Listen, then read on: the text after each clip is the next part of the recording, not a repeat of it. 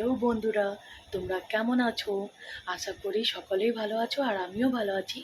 একটু গলা খারাপ, তাই একটু অ্যাডজাস্ট করে নিও। আর আজকে কিন্তু আমি ব্লগ নিয়ে আসছি না, আজকে নিয়ে আসছি একটা মাছের রান্নার রেসিপি। ঠিক আছে, তো চলো আজকে ওটাই তোমাদেরকে দেখাই।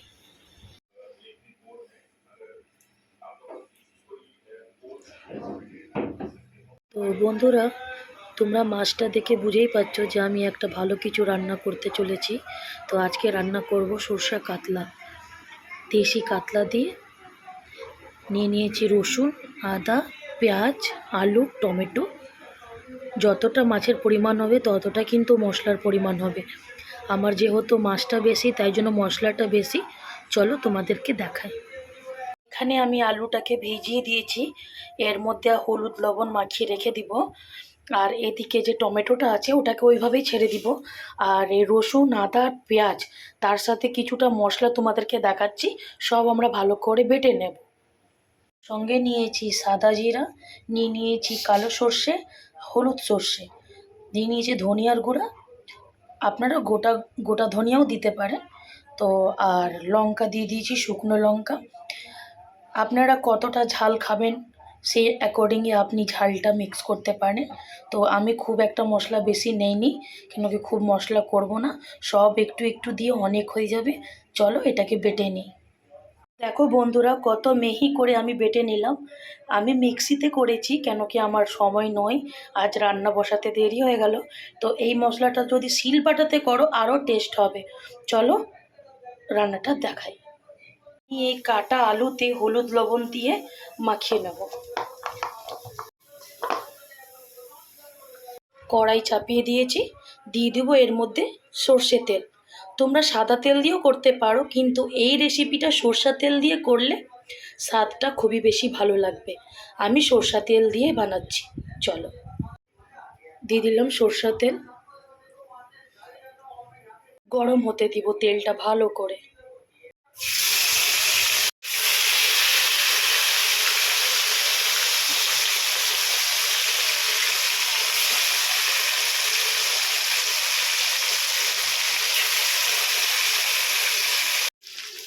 এই পিঠ করে পাল্টিয়ে নিলাম। খুব ভাজবো না, আবার খুব হালকাও ভাজবো না, মোটামুটি ভাজবো। তোমাদেরকে দেখিয়ে দিচ্ছি। ভাজা হয়ে গেছে, চলো এটাকে বের করে নিই। করে নিয়েছি, এক এক করে সব মাছ ভেজে নেব। মাছটা ছেড়ে দিলাম, একটুখানি রেখে দিই। হয়ে গেছে আমার মাছ ভাজা, এটাকে আমি বের করে নেব। সব মাছ ভাজা হয়ে গেছে, তো তেল আর এক্সট্রা দেবো না, যেহেতু আমার কড়াইতে অনেকটাই তেল আছে। তা এর মধ্যে দিয়ে দিব হলুদ সর্ষে আর শুকনো লঙ্কা।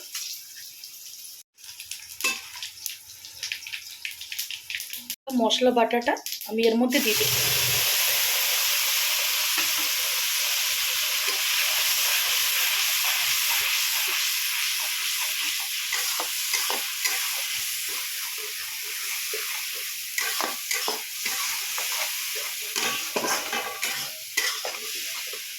আমরা এখন এর মধ্যে কিছু দেব না, এখন মশলাটাকে এইভাবেই কষাবো প্রায় 25 থেকে 30 মিনিট।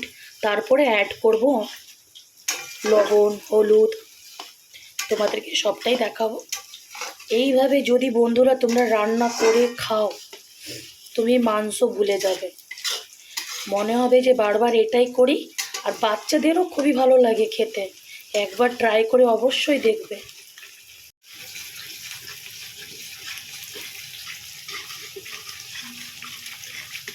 দেখো বন্ধুরা, আমি মশলাটাকে কতক্ষণ ধরে কষাচ্ছি।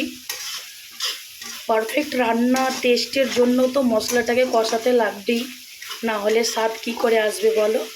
ভালো করে মশলাটাকে কষাবে, তাহলেই মাছের ঝোলে এমনি টেস্ট চলে আসবে। আরও এটাকে 10 মিনিট আমরা কষাবো। প্রায় আমার মশলা কষানোর দিকে, অ্যাড করে দিব টমেটো।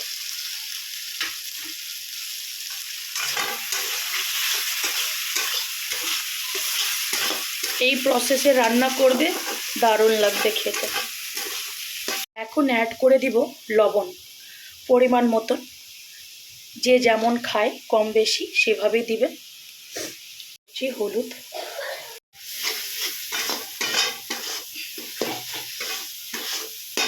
বন্ধুরা দেখছো আমার মশলাটা কষিয়ে গেছে। আর একটা কথা, যে তোমরা ভাববে যে কি সে মশলাটা কষিয়ে গেলে আমরা কী করে বুঝবো, তো অনেকরা তো জানোই, তাও বলে দিচ্ছি। এই যে দেখো সাইড দিয়ে যে তেলটা ছেড়ে যাচ্ছে, তার মানে আমার মশলা কষানো হয়ে গেছে। তো এর মধ্যে দিয়ে দিচ্ছি ভাজা আলুটা। তো ভাজা আলুটা আমি ক্লিপটা অ্যাড করতে পারিনি, তো তোমাদেরকে দেখিয়ে দিচ্ছি। এই আলুটাকে ভেজে নিয়েছিলাম, এর মধ্যে দিয়ে দিচ্ছি, দিয়ে আবার একটু নেড়ে চেড়ে নেব। এবার জল অ্যাড করে দেব। খুব পাতলাও করব না, খুব ঘনও করব না, আমরা তো আবার ভাতের সাথে খাবো। তাহলে তোমরা যেরকম ভালোবাসো সেরকমই দেবে। এটাকে একটু ফুটতে দেবো। এবার দেখতেই পাচ্ছ ঝোলটা ফুটে গেছে, আর কি সুন্দর কালারটা এসছে দেখো, একবার দেখো, জাস্ট ওয়াও। আমার আলুটাও সেদ্ধ হয়ে গেছে। আমি এক এক করে মাছটাকে ছেড়ে দিচ্ছি। মাছটা ছেড়ে আমরা 5 মিনিট ফুটাবো।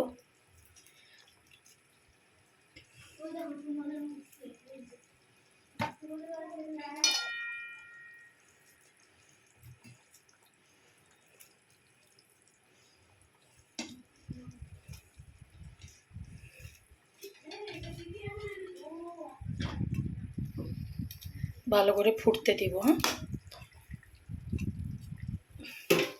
আঁচটাকে ফুল মিডিয়ামে করে এটাকে ভালো করে ফুটতে দেব।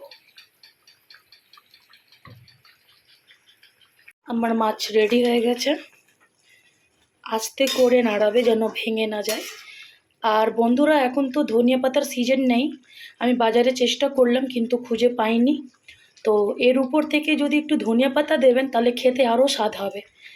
আর আমি আজকে ধনিয়া পাতা ছাড়াই নামিয়ে নিচ্ছি, এটাও খারাপ লাগবে না, কিন্তু ধনিয়া পাতাটা দিলে একটু বেশি খেতে ভালো লাগতো। তো তোমরা ধনিয়া পাতা দিয়েও ট্রাই করতে পারো। চলো দেখে নাও তোমরা।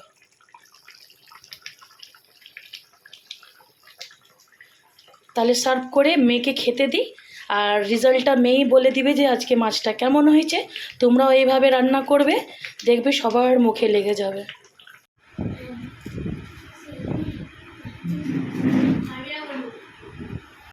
দেখো কেমন হয়েছে রান্নাটা, ভালো করে খাও, একবারে খেয়ে বুঝতে পারবে না। হাসতে হবে না, আগে খাও ঠিক করে। বলো আজকে রান্নাটা কেমন হয়েছে? দারুণ হয়েছে। মাছটা ভালো হয়েছে? মন রাখার জন্য বলছো না তো? ঠিক আছে, তাহলে খেয়ে ফেলো ঝটপট। তাহলে ভিডিওটাকে এখানেই এন্ড করছি, আসছি আবার নেক্সট ভিডিওর সাথে। ততক্ষণের জন্য টাটা।